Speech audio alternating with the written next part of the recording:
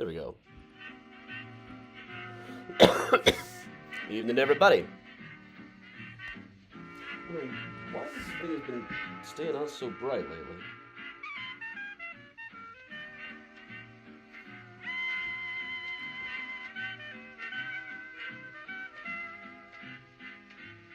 This should be at about 5%, not at 100. Fix that later. Evening to Chris and Martin and Timothy.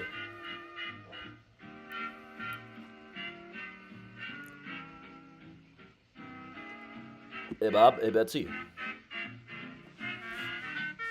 Maybe we'll see Priya back there on the couch. Hey Debbie, hey Kathy, Timothy, Gladys, and Marie. Hey Karen and Debbie, hey Sue. Evening everybody. Hey Laura.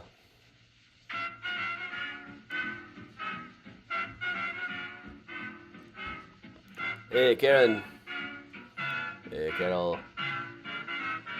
Hey Denise and Chuck. Hey Dad.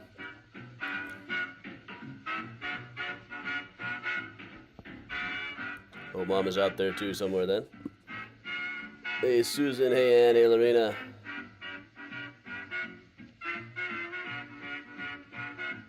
Hey Susan.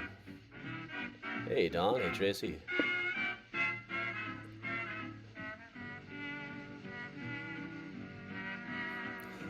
Zid over on YouTube. No.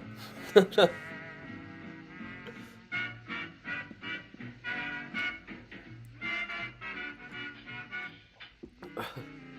don't want to get too into gossip.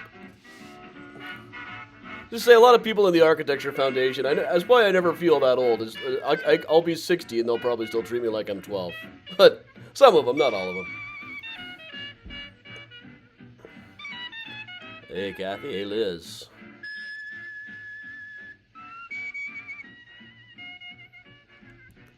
You're the Marine.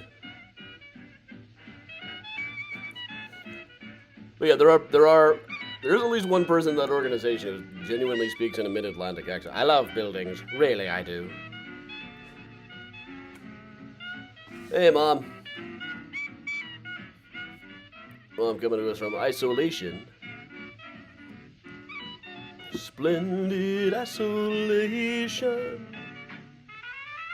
Ah, Beth, I bet it is. Now, the next 3 weeks, we will be operating on Wednesday nights, so you can all watch Chicago for Chicagoans. On Thursdays.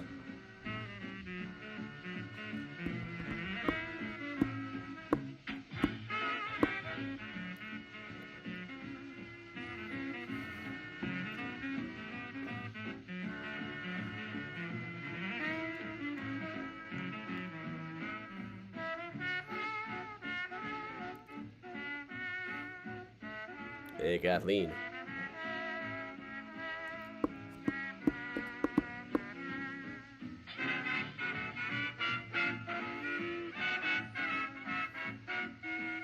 But hey, all around. Hey, Elaine. Yeah, sad to hear about David Crosby. On the other hand, it's amazing he was even still alive. No logic dictates that he should be. Always a reliable prankster on Twitter. Called it like he saw it, even when he was being a dick. Hey, Marita. Remember, it was just a few months ago, somebody posted, here's a drawing I did of David Crosby, and David was like, wow, that sucks. What a dick. Hey, everybody. And look who's, Aiden just got back in the door. He got the mail, too. Hey, welcome back, man. Pizza on the table for you. Oh, nice. After a couple of weeks in Ohio, I figured you'd get some proper pizza. Hey, Phoenix.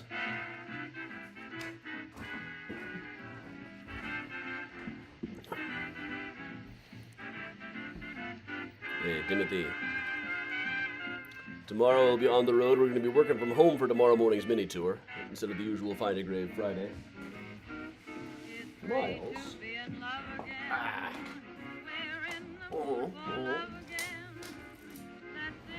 There's the guy.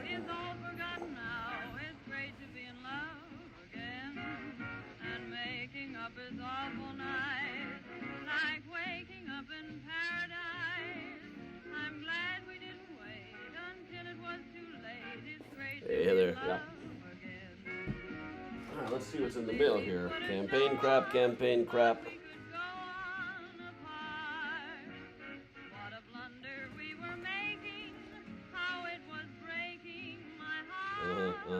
Yeah. No, I'm voting for the other guy.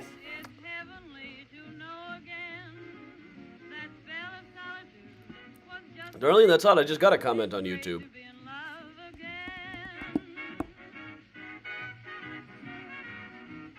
Hey, Kathleen in the whole euphonium section.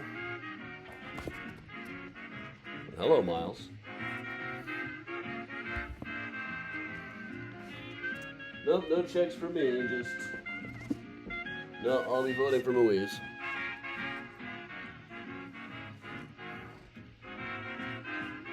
Ah, Phoenix, that's the worst.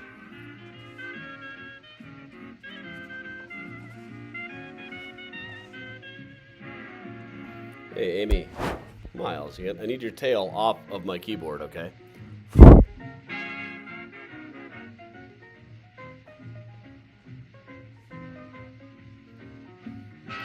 Timberlake, I only have good shoes. You know me.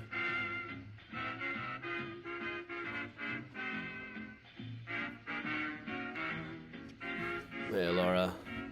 Yeah, turn this to the side. Miles, at least stay on camera, okay? Hey, Lucky over on YouTube. So YouTube comments are working. Hey, Julie. Play a Jim Jam jazzy arrangement of I'm Gonna Sit Right Down and Write My... A lot of the things I post on there I don't allow comments because if you've seen YouTube comments...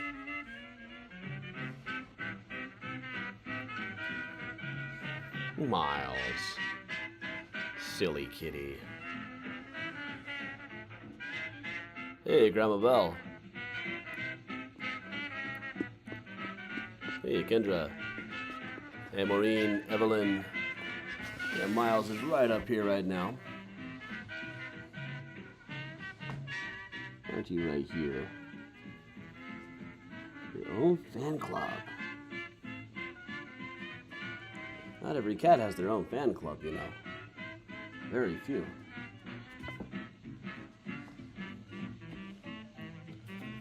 He's kind of determined not to make it easy for me tonight.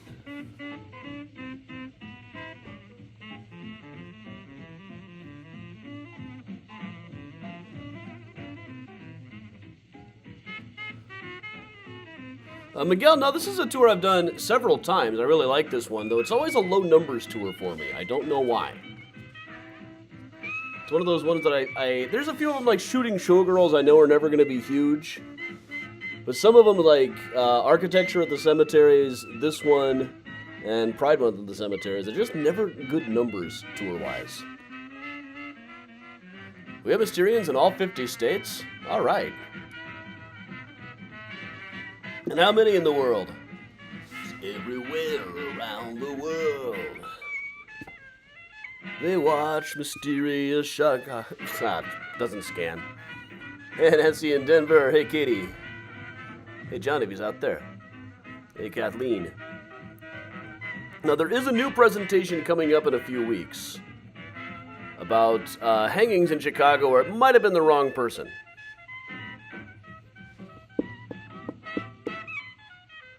Hey, Karen and Amy. Hey, Vicky.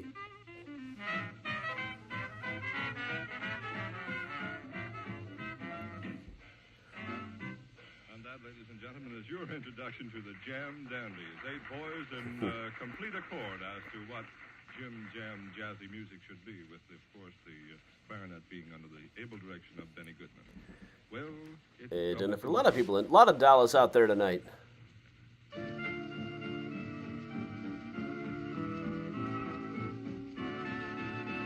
Now, it's almost never actually a rerun. It's just I'm always doing the commentary live.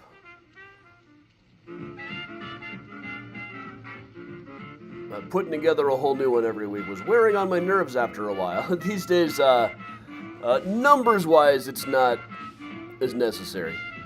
Let's just say. They're not as useful to get a new one going. New ones don't generally have better numbers. Hey, John, and happy birthday. Hey, Brian Dorn's out there. Brian Dorn is a ghost investigator, an author as well.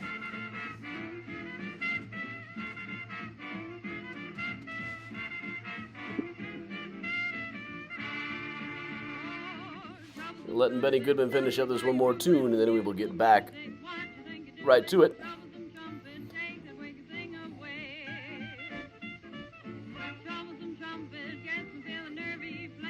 Kathy, I kind of count on that. All the tours seem new to people. Especially with the mini tours, I've decided I'm going to start doing some places that I've been to before.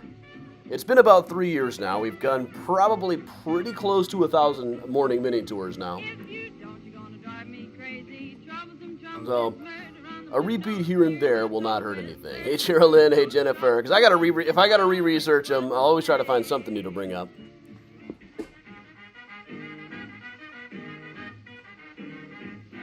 Hey, Susie, that's cool.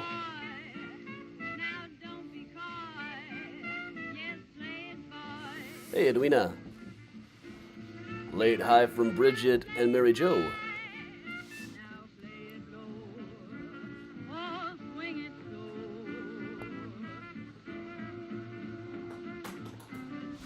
Miles, what did you just knock down? This is a brush for the stylus, Miles. These are not cat toys. These are precision pieces of audio equipment.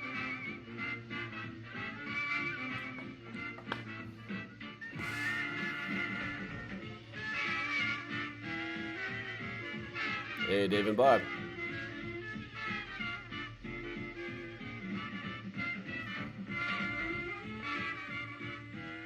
Today we're about to be featured in Time Out Chicago, you know. They're going to do a feature on things under $20 to do in Chicago, and hey, that's this. Of course, you can pay more than that.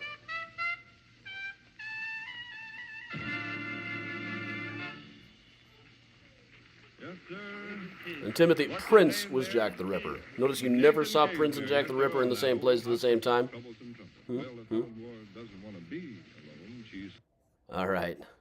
But all right, ladies and gentlemen, that means it is time to go ahead and get properly started here. So welcome along. Welcome, everybody, to Mysterious Chicago. I'm Adam from Mysterious Chicago Tours. I've been a tour guide and historian here in Chicago for going on 20 years now. I've got about a dozen Chicago history books out, including H.H. Holmes' The True History of the White City Devil, The Ghosts of Chicago, Mysterious Chicago, the book, and Graceland Cemetery, Chicago Stories, Symbols, and Secrets, new from University of Illinois Press. I'm also on the history and travel channels all the time, so I am incredibly famous, and you should definitely pay attention to whatever I say. So, all right, everybody. What we're going to do today is one that we can't really do in person because it takes place in cemeteries all throughout the Chicagoland metro area, unless we were doing one of those all-day tours. Which, I don't know, that's a lot of resources. It's a lot of overhead for something like that. But there are cool, spooky graves all over the place. We're going to start, really, though, starting with a couple of ones from around the country. Now, spooky graves are something, we don't really have things quite as old as this one in Chicago. Burials like these 18th century tombstones that you see in New York, or this one with the skull crying tears of bird poop. It happens. Like, this is a Trinity Cemetery. We will be covering this in another New York Cemeteries tour in a couple of weeks. This one is Sacred to the Memory of Adam Allen, Comedian. I love this one. It's got such a spooky face on there. Then the epitaph is something like, he had many good qualities, but he was a man and had the frailties common to man's nature. Which may just mean that he was mortal. Also, frankly, I think it kind of means he was a hoe. But common to man's nature, what can we say? Not, of course, man was much more generic for just human at the time.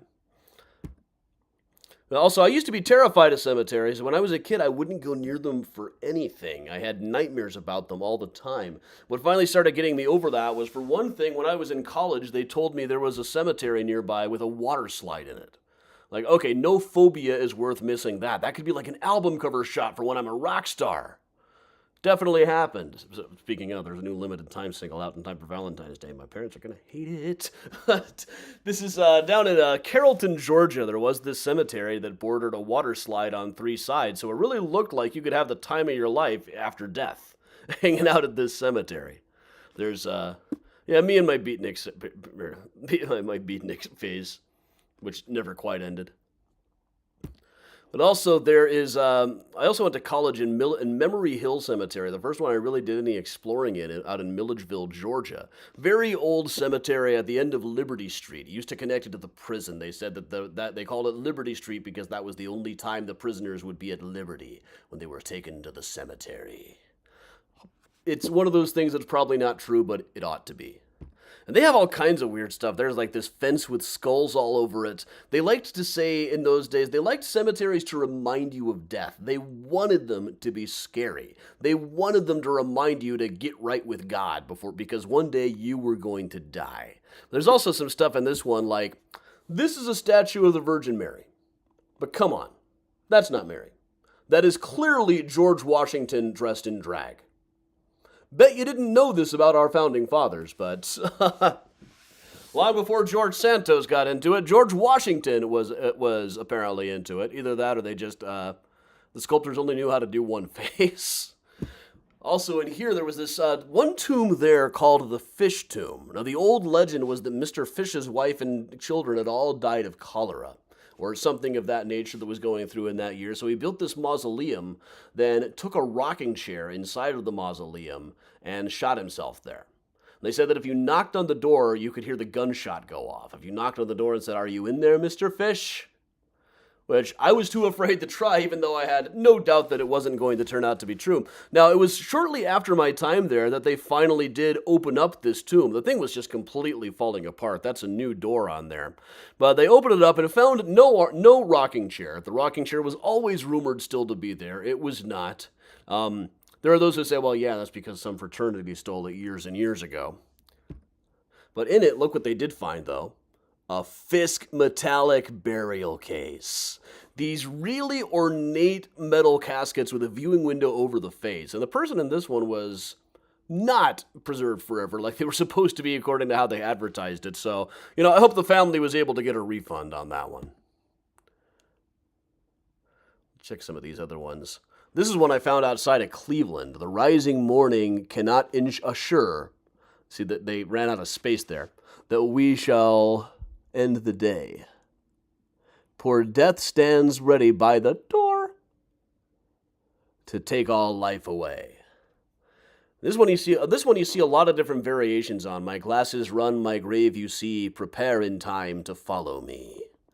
This one has been collected back to the 17th or 18th century in Britain. There's one early book of cemetery epitaphs that mentions that they'd come across one of these that said, prepare in time to follow me. And somebody had taken a pencil and written next to it, to follow you I'll not consent, until I know which way you went. It's a good line. But let's move into Chicago anyway. Chicago, we're going to start out at Mount Carmel Cemetery here. Of course, you can drive right by and see the grave of Al Capone, frequently decorated with urine. Or cigarettes or tributes. Recently, it got spray painted with the word evil. Dude, just pee on it. But there's Al himself. Incidentally, somebody just sent me some really great Capone files that I can't wait to read. Some really good stuff. It's been a good week for archival stuff. But there's some very interesting other graves at Mount Carmel Cemetery. And one of the first of them here is one that's actually what we would call articulated, something you very rarely see on gravestones, is this one, the DeSalvo family. Not much is really known about the DeSalvo family, at least last I looked them up. I noticed that this monument would have built in about the 1920s, and also noticed from what such records as there were, their fortunes got a lot better in the 1920s. One can intuit ways you might have struck it rich in the 1920s. But also, in common with a lot of stuff at Mount Carmel out in Hillside, they have a lot of these porcelain-fired photographs, which are more common in some cemeteries than others. It's not even like an eras thing, it's really more the cemetery itself. What's weird about this particular monument, though, is it spins. Yeah. Here's an example. This is me and Hector.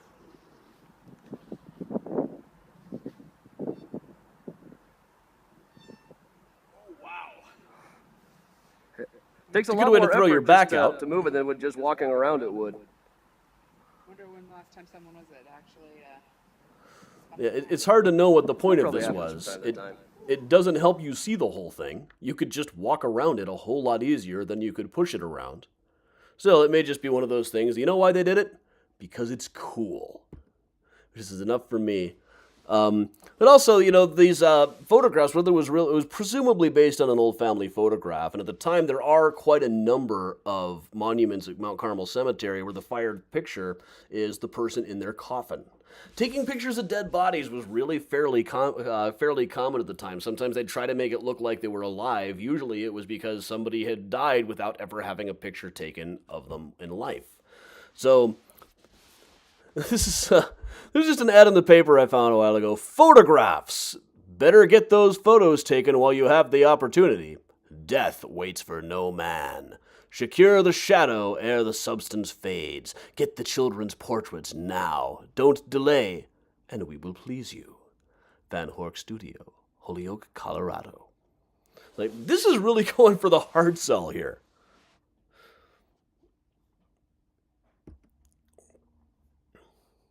Well, one example, one thing you can do since you got the picture. This is perhaps the most famous haunted grave in suburban Chicago. Maybe not the most famous, one of the most. This is Julia Bacola Petta, known as the Italian Bride. We see the statue over there, and down below there's the picture on which the statue is based, and this other picture down at the lower base of it. That's there's the statue of her the picture of her on her wedding day that became the basis of the statue. Then down below is the picture of her in her coffin. And according to the inscription around it, the picture was taken 6 years after her death. Now, there are different stories, of course, going around on what happened here, but generally it all goes something like this. Her mother, Philomena, began to have nightmares. Now, she died in the early 1920s. She was living over in the neighborhood that is now known as the Ukrainian Village. Now, some people say that she died on her wedding night, died a virgin on her wedding day. Others say that she died in childbirth. We've got the death certificate. We know that it was in childbirth. Almost exactly 9 months after what we can safely conclude was eventful wedding night. But she died of dysclampsia in childbirth, along with the baby Matthew. Now, shortly thereafter, the mother moved with Julia's brothers to California, but started having nightmares that her daughter was demanding to be dug up. And this was, you tend to hear that it took them a long time to get the archdiocese to agree to it. Really, if you got the money, they could make it happen. So they dug her up and found that she was, in fact, in reasonably good shape. Now, I would actually argue that she is not in particularly good shape. We know that she was embalmed. She was embalmed at Rago Brothers Funeral Home around the corner from her home.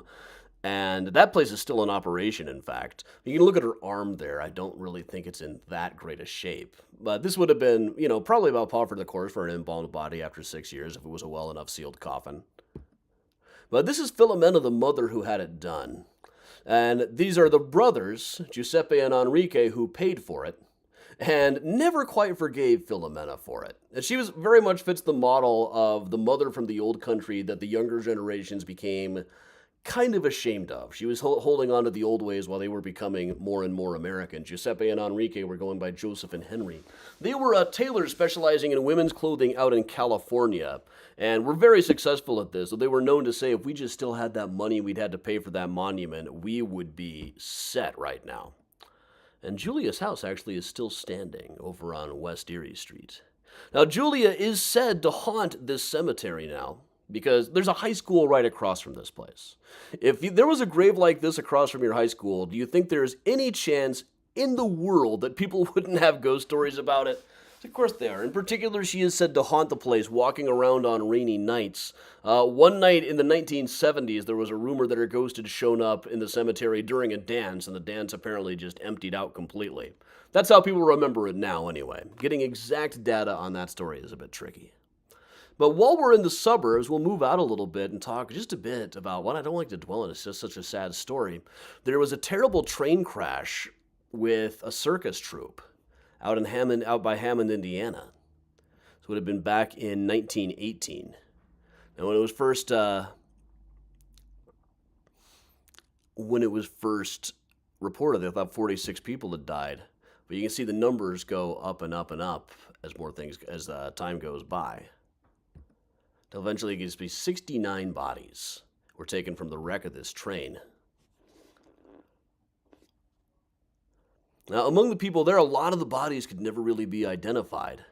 But we do know that the Flying Wards, Jenny Ward Todd, were among the victims there, as well as the Great Derricks brothers, who were a circus strongmen here in the group. And eventually the number got to be up into the 80s, 80 people that died. And so now there is the Showman's Rest. This is a cemetery used by the Showman's League of the United States here out on the west side. We'll just take a quick look at this. Now, because of the elephant statue, people tend to believe that there are dead animals buried here. There are not. But also, they say that you can hear the sound of circus animals from walking around this place. But even back in the 1970s, Richard Crowe was saying, well, it is just downwind of the Brookfield Zoo.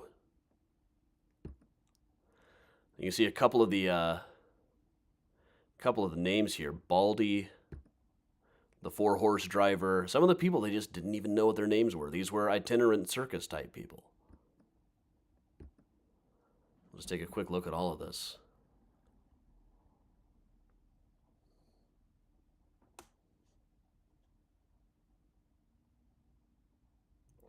You see most of it is unknown male, unknown male, unknown male. God.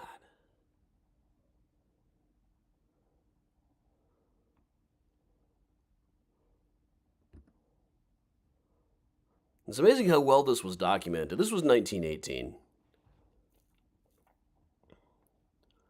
It's curious to think World War I was going on, and meanwhile the circuses keep going.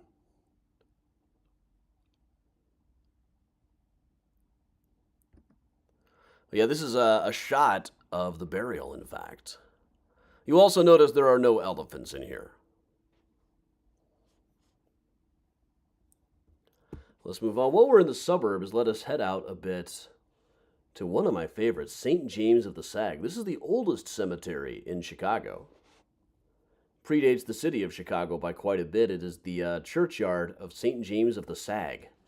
And I think it's in Lamont, if you really go by the maps. The headstones climb up the hill. There are stories about ghostly people in robes going up the hill, and stories that one of the priests used to say he could see the ground breathing.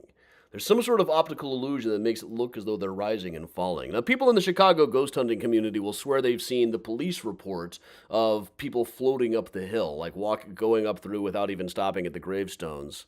Any number of stories about why this place might be haunted. One of them is that in the 19th century, it was well understood around the area that this was the free cemetery. It wasn't really, but everyone thought it was, and the church kind of had no choice but to go along with it. If someone in your family died or somebody drank themselves to death at the bar and you needed a place to bury them, it was just generally understood that you could always bury them over here. The church, all they could really say was, please don't bury suicides in consecrated ground. We don't allow that. Sure. But there are any number of stories of horrible things around it that could lead to hauntings. For one thing, in 1873, there was a terrible train wreck that killed not as many as the circus train wreck, but it was a nasty one. And many of them were just laid out here at the old St. James of the Sag. Some of them, no doubt, ended up burying here. At this place, the Cemetery of the Sag opened to all without a price. Yeah, this didn't help things for them much. Donors of land specify graves must be gratis. That was not true. Mourners in many fights. A lot of these people were drunks burying somebody who had just died before anybody else had been able to sleep it off. Priest's home invaded by a lively funeral party. Now, there's also a story in 1897. A group of musicians who were staying here said that they saw ghosts appearing in this church. You can see the spire off in the background there, this drawing. They said that they saw a ghostly woman showing up and hold up her arms to stop a ghostly carriage from coming up. Who this could have been, one never knows. But right around that same time, a story had gone around that they had just dug up several skeletons there. It also mentioned that 9 years ago the same thing had happened, and that one of them was over 7 feet high. You can actually, I've seen a whole series of this. Every time they found bodies buried in those days, they always said that one of them was a giant. Happened every time. So look, this is a representation of how it looked about a week before the ghost sighting. It's probably not a coincidence that the two articles came out right by each other. But just looking inside of here, we'll take a quick look at one of them. That particular article specifically mentioned the McMahon plot as being the site of some superstition. Now, Jim McMahon had been killed by a burglar in his house. He was lying in bed with his wife, and the official story was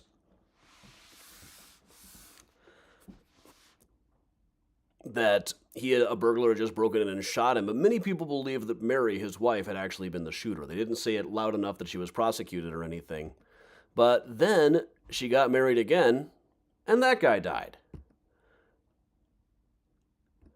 We'll look down here. So, but there does have a marker, Mary Frances Halligan, plus 3 of her husbands buried here. And I don't think there's really anything that suspicious about it. It's probably just one of those things that some people would say. But of course, this is right off of Archer Avenue, which is famously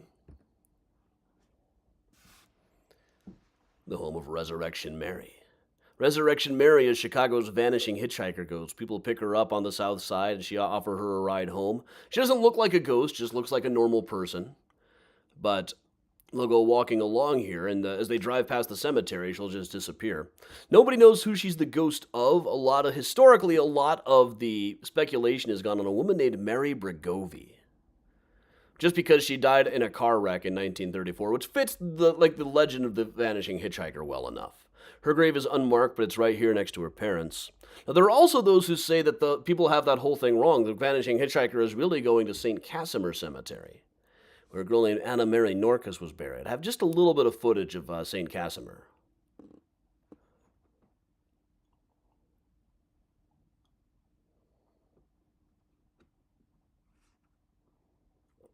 Rob, there are many, many dark comedies one could write about Johann Hawk. Stay tuned. And like a lot of cemeteries, there are some deer who live in St. Casimir.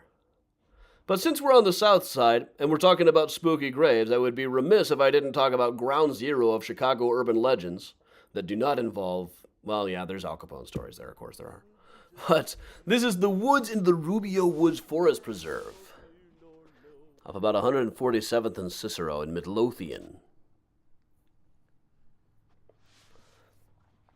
Now, this is the walk into Bachelor's Grove Cemetery, an old cemetery that has about 20 monuments and probably 200 burials. A lot of the monuments have disappeared over the years. There's any number of stories about this. It is sometimes said to be one of the most haunted places in the world, though I would honestly posit that part of the reason for this is since at least the 1950s, this has been a popular place for teenagers from Midlothian to sneak in and get high. Of course you see ghosts when you get high in a cemetery in the middle of the woods. It's more or less abandoned. We call it that because there's only been one burial there in about the last 50 years. But in terms of graves per visitors, this is probably the most visited cemetery in the city, really. And we'll zip ahead here a little so we can get inside. There's all kinds of stories. For a long time, it was horribly, horribly vandalized.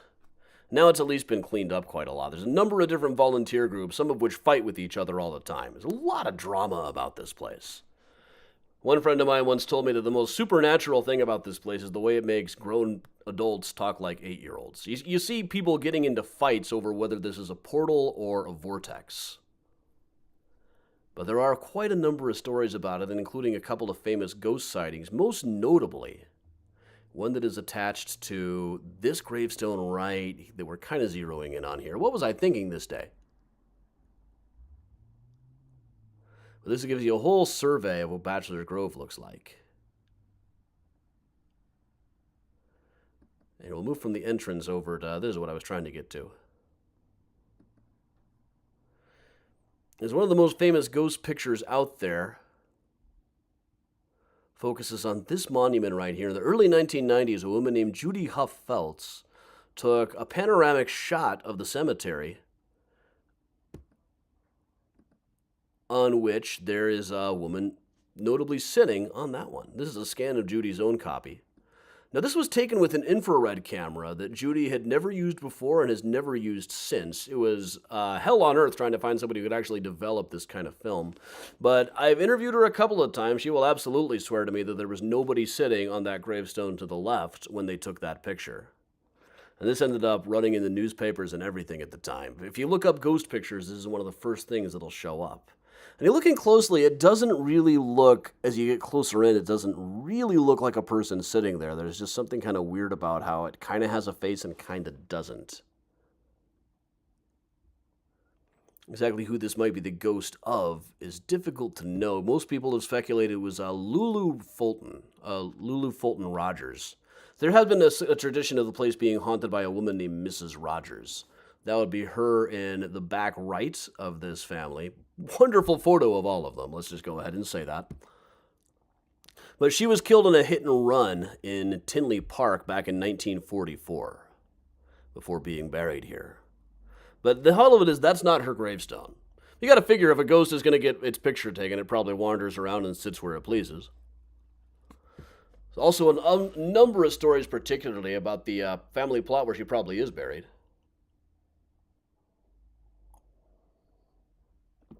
Yeah, that is quite a picture. Not a rosy cheek among them.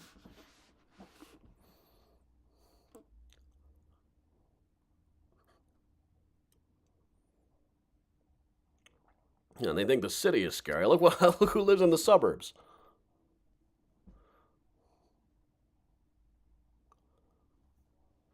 Like, I hope that was like the funny face one that they were making. It's like, okay, now we're going to do the funny face one.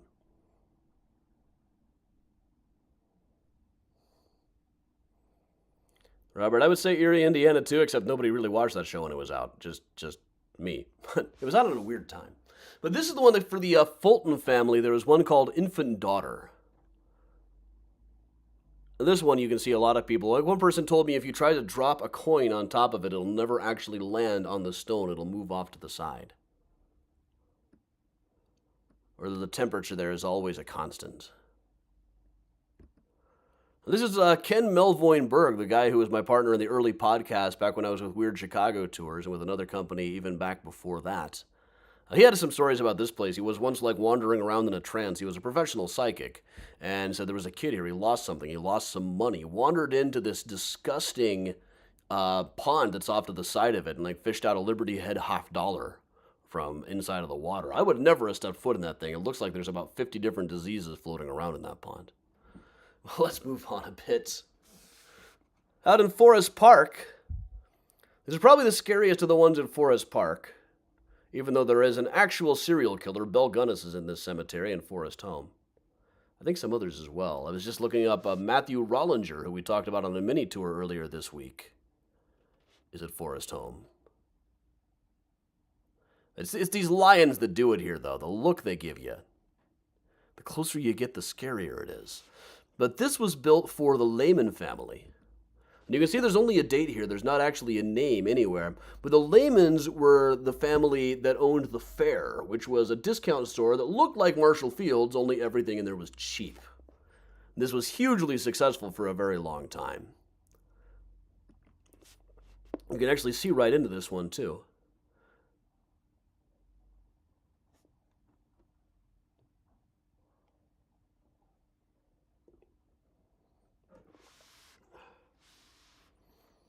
Take a peek. Yeah, that's what it looks like on the inside. It's got some structural issues on the inside, but there's nobody there. It's actually for sale.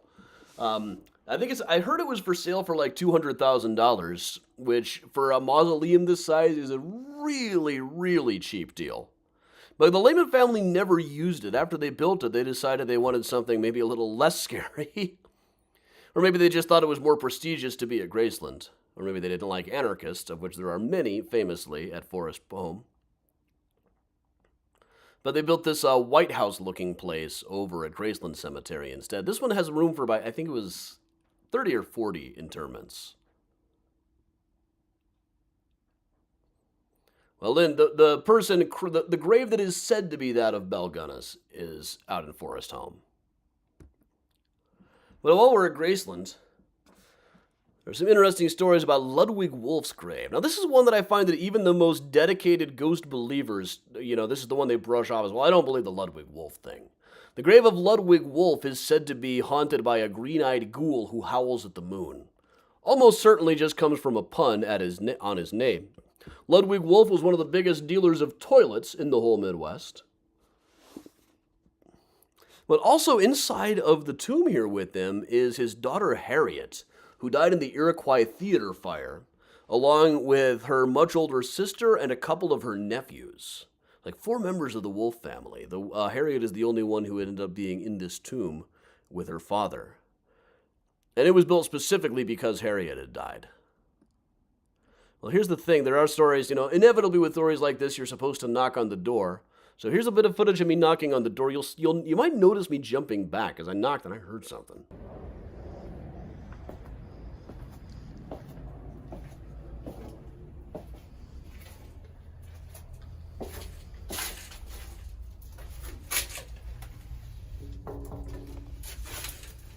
You gotta see me jumping back there. But this is one mausoleum that they never go inside of at Graceland because they know it's kind of falling apart and not really safe in there. They'll probably have to fill it up with dirt eventually. So the thing about these tombs that go into the hill like this, they look really cool, but structurally, not a very good idea. I'll also point out this one. This one is just spooky to me even though there's not much of a story behind it, it is just a candy maker, C.W. Sanford. One of the largest factories west of New York, but his grave is guarded by these, what appears to be 4 headless statues. Really, it is 3 headless ones and 1 bent neck lady. I should redo this footage on a nice gray day. Exactly whether this was vandals in the 70s or just wear and tear over time, the neck is the weakest point in most statues. These things end up with a little more wear and tear than you'd think.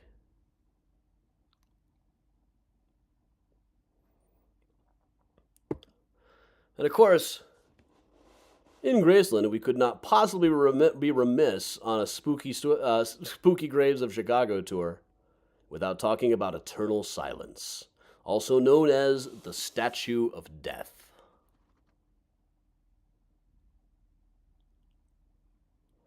So this one was commissioned by a guy named Henry Graves. If you look this up online, it always says it's a grave for Dexter Graves. Really, it was his son Henry. Dexter had been dead for like 75 years by the time this thing was built, or 65 anyway. Henry and his father Dexter came to Chicago back in the 1830s, and Henry ended up being a big racehorse guy. He was the one who commissioned this. Very specifically said in his will that he wanted the largest and most imposing monument that the funds set aside will allow. And he set aside something like $250,000 in 1920s money. That's millions of bucks today. And also, the going rate for a statue like this at the time would have been maybe $25,000. So I got some conspiracy theories as to what happened with the rest of this. But this is all in his probate file. I love the wrapper for this. Henry Graves, insane. No, that's the wrong paperwork. Deceased. So I don't believe he ever was considered insane. He lived in his house right in the middle of Camp Douglas, really, for years. Refused to buy a modern house, wasn't much into modern notions, newfangled things. But the Eternal Silence attracted notice right away. Here it is in an art catalog from the time. And in fact, it even had a poem written for it by one of the guys who was a poet who hung around at Hull House. Now, Louise de Koven Bowen was related to Henry Graves by marriage. Her name is all over the probate file. So I'm guessing that she was probably the one responsible for commissioning this. I'll just read the last few lines of this. Compelling homage though he stood alone, and girt with fog-light fears that almost blind. These mortal eyes he feels immortal grown, the silenced reached of the eternal mind.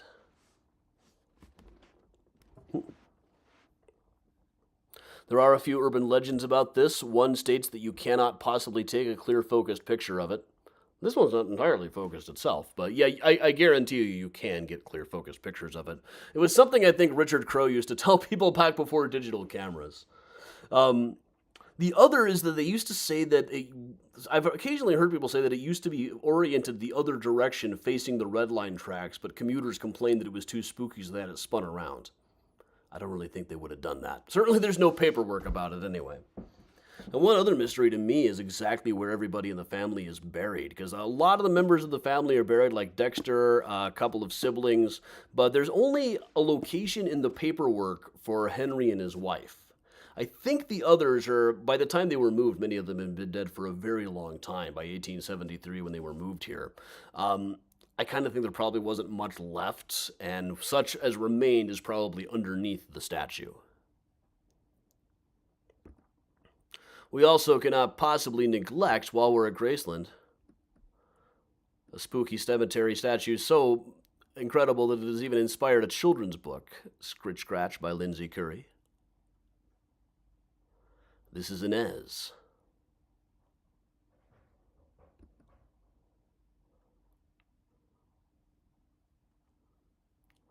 Show the shot of it here. So it's a girl who died back in 1870 at the age of 7. And here she is at night when we did the Into the Veil presentation there.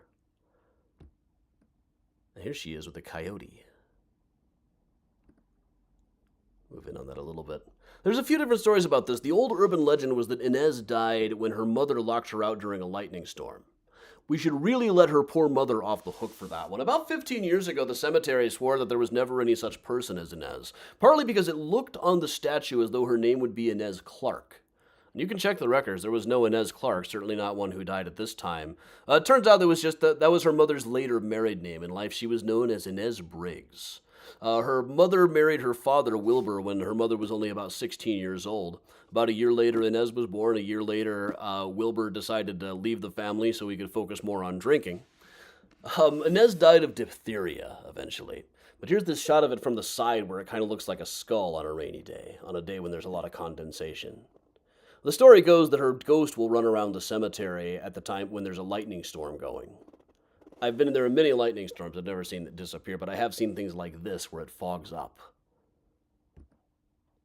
There's also, I don't know if I'm supposed to show you this, but there is this one earlier shot of Inez, before they added the glass case in probably the 1930s. It has this little flower bed in front of it with a couple of turtle doves. There's an inscription on the end, but it's not clear. I've tried everything with messing with the contrast, all the AI that I can muster, like computer, enhance. Can't read the damn thing. Also, people like to leave Inez things. Graceland just covered this on their Instagram. That would be the work of Grace, for sure. Have you left a coin for Inez lately? Well, come on. And also, we'll pop into Rose Hill for just a second to check out one of my favorites, the Devil Grave at Rose Hill Cemetery. James Minakakis died 6606. The red paint is kind of new. That was added during the pandemic. Before it was all in white. It says, into the darkness he came, in darkness he lived, to darkness he returned, and from darkness he will be reborn to a better time. I saw this. Well, the first time somebody mailed me this, they mailed it to Hector, who's my podcast partner. We're like, yeah, right, that's not real. But looking around, yeah, it turned out and then I ran in and I was like, oh my, I couldn't believe it. Now, I thought, well, this must be the most metal guy ever. Now, here's the thing. James Minakakis did not die on 6606. In fact, last I checked, he was still alive. He's not even all that into metal, apparently. He's just a big vampire enthusiast. I believe he was doing some work here at Rose Hill Cemetery. He has declined through friends to be interviewed. More than once. And one other statue. This is out of Bohemian National Cemetery. There is this one called the Pilgrim.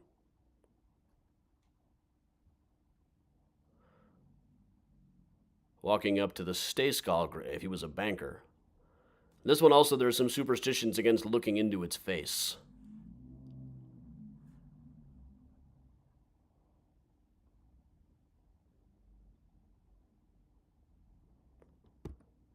But there's the face. Now, this one spooks you. I always tell people, just imagine that this specific pilgrim is the wife of Bath. and then it's hilarious. All right, that takes us to 8:40, everybody, which means it is time to explain about the next few weeks. The next few weeks, we'll be running our usual weekly Thursday night tours on Wednesdays, so that we can all watch Chicago for Chicagoans on Thursdays. Layla Royale is going to be giving a talk for Chicagoans next week. After that, Mandy Crypt is giving one, and then Patty Swanson is giving one, and I am giving one as well. So those will be the next few Thursdays. I'll try to have Mysterious Chicago up and running just so a chat room is open, but they will be broadcasting Chicago for Chicagoans over on their page as well. I'll make sure to have more links up as time comes up, and I'll tell you the night before when we run these tours on Wednesdays instead, but we got a few of them all set up ahead of time. Next Wednesday, we will be doing Tales from Hyde Park. On February 1st, we will do the Underground Railroad in Chicago.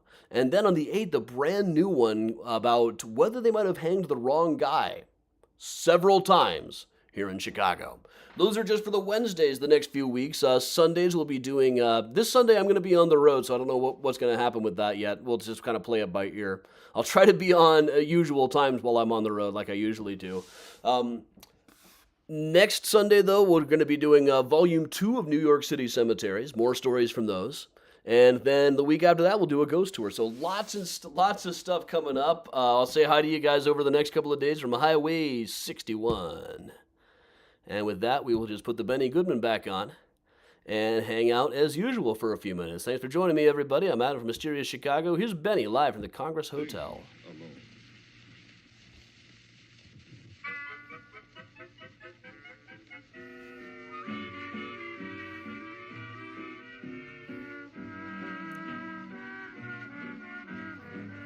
Edwina, my power went out this morning for about a minute for no particular reason.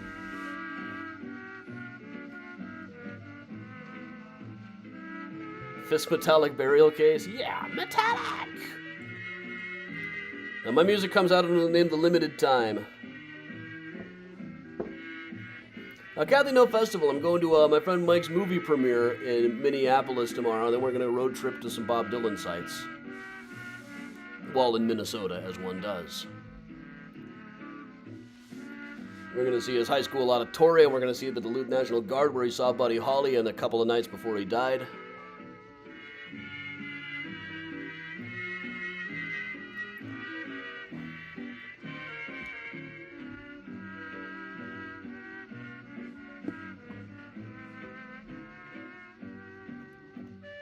Thanks, Jennifer.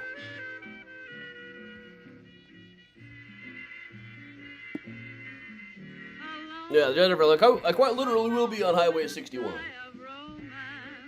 I think. I assume that's how we get there. I'm planning my wardrobe carefully, because obviously we're going to be posing for pictures, but of course this is Minneapolis and Minnesota in January, because we are, after all, heroes. Thanks, Eleanor. Yes, everybody, this is one of my lower number tours for reasons I don't quite understand, but thanks to everybody who does donate on these ones. Spooky Graves in Chicago has just never been a big hit.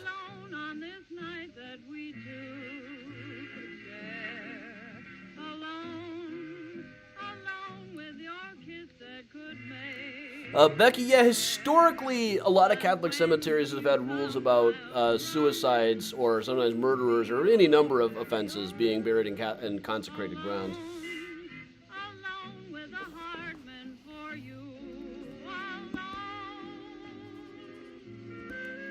South Shore Country Club, we'll see.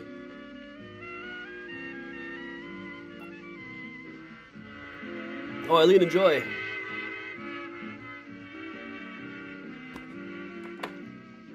Oh, Sarah, glad to hear that.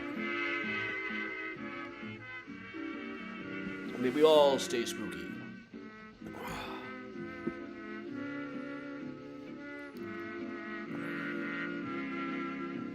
Susan, tell me the exact moment. Nah, I probably won't do that. But I'm going to be making some notes. Somebody mentioned it, Johann Hawk Dark Comedy. I've got notes for that. I'm going to be making some on the road this weekend, too. One of any number of projects that I'm doing to delay work on the Hawk project itself. I'm into the hard part of it now, so I'll be like, ooh, other projects instead.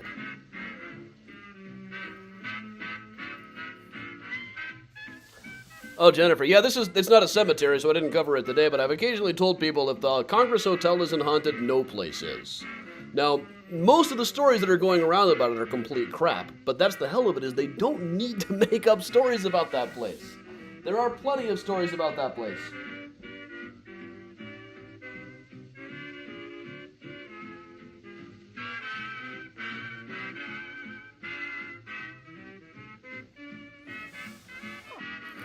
Debbie, I'm going to Minneapolis, Duluth, and Hibbing, Minnesota. I could do the song Rock Out With Your Hawk Out. I mean, I just have to redo the vocals for the new limited time song, which rhymes with that.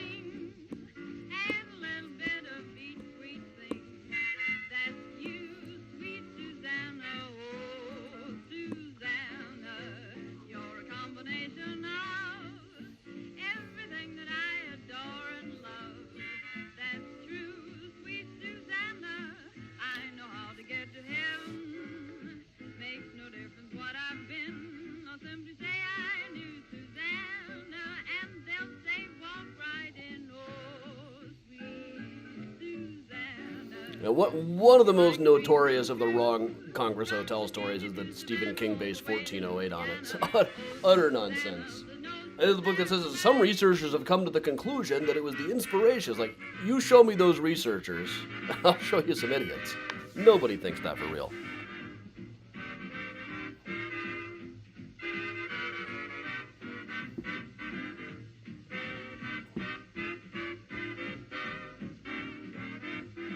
Kara, there are definitely people who have real stories about Bachelor's Grove.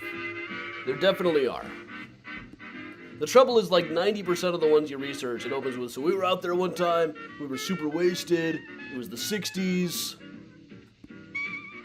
There are any number of stories from the 50s and 60s in the newspaper archives about teenagers being caught digging the graves up.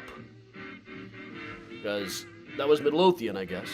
Well, the rumor was that one guy told me that one guy was supposedly buried with 50 grand in cash inside of his coffin. And he swore to me that he had pictures of the coffin. Because they dug up the same guy over and over again, despite the fact that last time they dug him up, there wasn't $50,000 in there.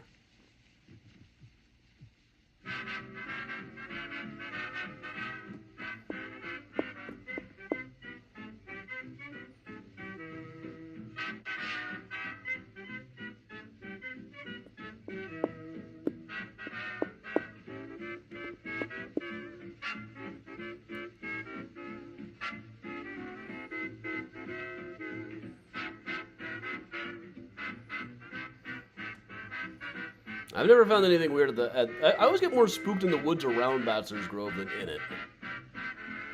And even then, if you turned up the audio of some of the film footage I got of me walking out of there, you can hear me going, the trees are just wood, the woods are just trees, the trees are just wood.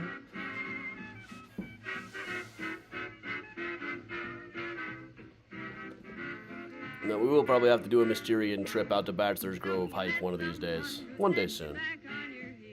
Yeah, we should do that. How are we gonna do that? There is parking.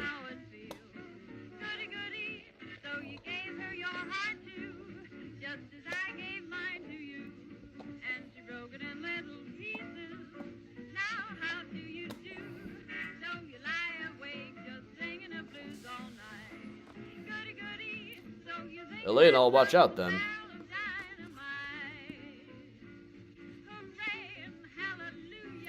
Why, in his recent book of music criticism, Bob Dylan just referenced gonorrhea-resistant antibiotic-resistant strains of gonorrhea.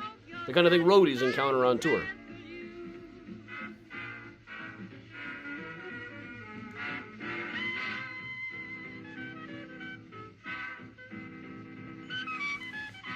Oh yeah, there's the tractor story too. About a farmer getting tangled up in the reins and dragged into the water. Which is not as bad as the story of... That sounds like the kind of thing that could actually happen. There's also the story about Al Capone dumping bodies in the pond, inevitably.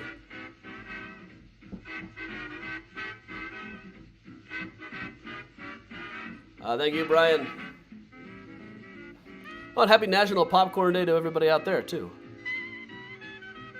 I didn't have any. I'm such a bad American.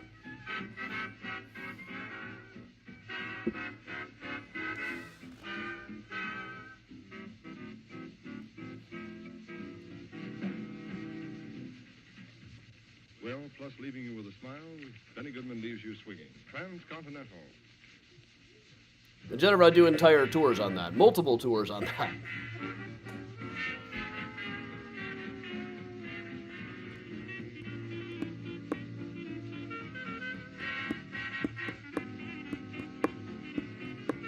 In fact, I don't know if it might be sold out by now, but the Glen Ellyn Historical Society on February 4th, I'll be doing a talk on Grave Robbing 101.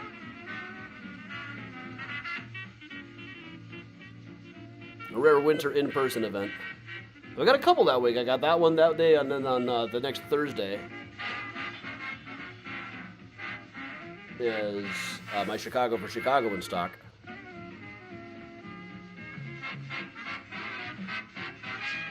Jennifer, I've tried doing Prairie Avenue walking tours a few times. It's tricky because nobody can ever find enough. We can never get enough parking there.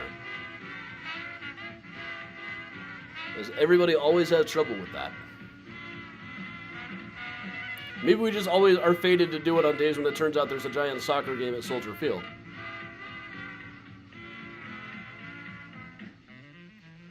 Joanne, look up the Glen Ellyn Historical Society. I've given talks there a number of times. It's always great. Swinging right down the airwaves to the stylized swing music of Benny Goodman and his orchestra. This program originated in the Joseph Urban Room of the Congress Hotel, located on Michigan Boulevard in the city of Chicago. We didn't say we hope you enjoyed the music of Benny Goodman. We know you did. Haha. This program has come to you from Just heard that announcer. We don't mean to say that we hope you enjoyed the music of Benny Goodman. We know you did.